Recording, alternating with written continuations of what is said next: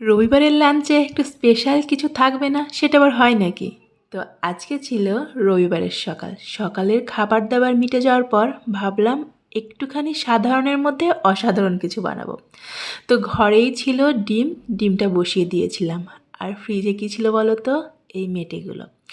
আমার বরাবরই মেটে আর কচকচিটা পছন্দ। তোমরা কি কচকচি চেনো? ওটার নাম দিয়েছি আমরা মা মেয়ে দুজনে কচকচি। শুরুতে ভেবেছিলাম শুধু মেটে আর আলু দিয়ে চচ্চড়ি মতো বানাবো, একটু গামাখা গামাখা কষা টাইপের।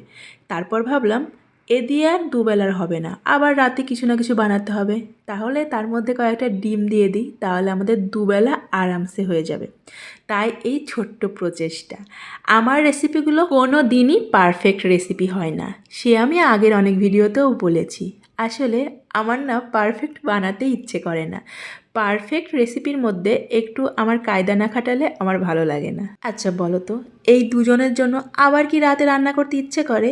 সবসময়ই তরকারি বা ঝোলটা আমি দুপুরেই রান্না করে রাখি। আর রাতে হয়তো পাখির বাবা রুটি খেলে রুটিটা আনিয়ে নেয়, না হলে আমি আর পাখি তো ভাতই খাই। তাই ভাবি একবারে যদি ঝোল তরকারি যা হোক কিছু বানিয়ে রাখি, রাতে আর রান্নাঘরে আসতে হয় না। যাই হোক, ডিমটা ভালো মতো আমি পরিষ্কার করে ছুলে নিয়েছি। আর ওদিকে দেখতেই পেলে মেটে আর আলুটাও কেটে নিয়েছি। আর এখানে আমি ডিমটা ভেজে নিলাম আর ফোড়নে দিলাম দারচিনি, লবঙ্গ, তেজপাতা, এলাচ, এই আর কি। সামান্য জিরেও ফোড়ন দিয়ে দিয়েছি। ওই যে মনের মাধুর্য মিশিয়ে তো আমি রান্না করি। সবার ভিডিওই ফলো করি, কিন্তু রান্না করার সময় রান্নাটা করি আমার মন মতো। কারণ এই রান্নাঘরের রাজরানী হচ্ছে আমি, আর এই রাজত্বটা আমার মত মতোই চলে। তাই আমার মন মতোই রান্নাগুলো হয়। অবশ্যই আমি বাড়ির অন্য সবার ইচ্ছা মতো রান্নাগুলো করি, কিন্তু মাঝে মাঝে আমার ইচ্ছা মতো রান্নাগুলো হয়।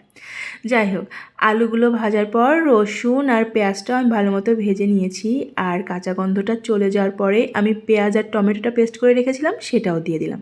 কিছুক্ষণ নাড়াচাড়া করার পর আমি দিয়ে দেবো এই মেটেগুলো দিয়ে আমি একদম গ্যাসটা লো ফ্লেমে করে আস্তে আস্তে করে রান্নাটা করব। এই রান্নাটা করতে কিন্তু খুব একটা সময় লাগে না, একটুখানি হাতে সময় নিয়ে রসিয়ে কষিয়ে রান্না করলে তো সে সব রান্নাই সুস্বাদু হয়।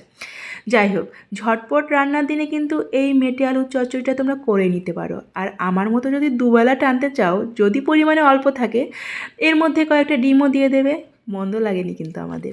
মেটেটা ভালো মতো নেড়ে চেড়ে একটু ভেজে নিয়ে তারপর দিয়ে দিয়েছিলাম বাড়িতে যে রেগুলার মশলাটা থাকে সেটাই। ধনিয়া গুঁড়ো, জিরে গুঁড়ো, হলুদ গুঁড়ো আর সামান্য দিয়েছিলাম লঙ্কা গুঁড়ো। কটা কাঁচা লঙ্কা ফেলে দিয়েছিলাম। আর এই যে ঝোলটা দেওয়ার পর যে ডিমগুলো ভেজে রেখেছিলাম সেটাই ওপর দিয়ে ছড়িয়ে দিলাম।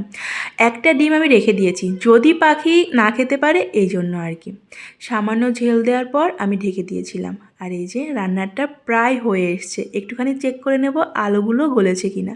তারপর বাড়িতে করে রাখা একটা ভাজা মশলা ছিল আমার, সেটাই ওপর দিয়ে ছড়িয়ে দিলাম। রান্নাটা কিন্তু একদম কমপ্লিট। এবার যাই, বাদবাকি কাজগুলো সেরে নিয়ে ঝটপট পাখিকে স্নান করিয়ে গরম গরম তিনজনে খেতে বসবো আজকে। এই যে রবিবার ছাড়া তিনজনে একসঙ্গে খেতে বসাই হয় না। আর একদিন বাদেই তো দোল। কে কেমন প্রস্তুতি নিচ্ছ রং খেলার? আমার পাখি কিন্তু রং পিচকারি সব কিনে নিয়ে এসছে। আর এই আনন্দটা কিন্তু বাচ্চাদেরই বেশি, তাই না বলো?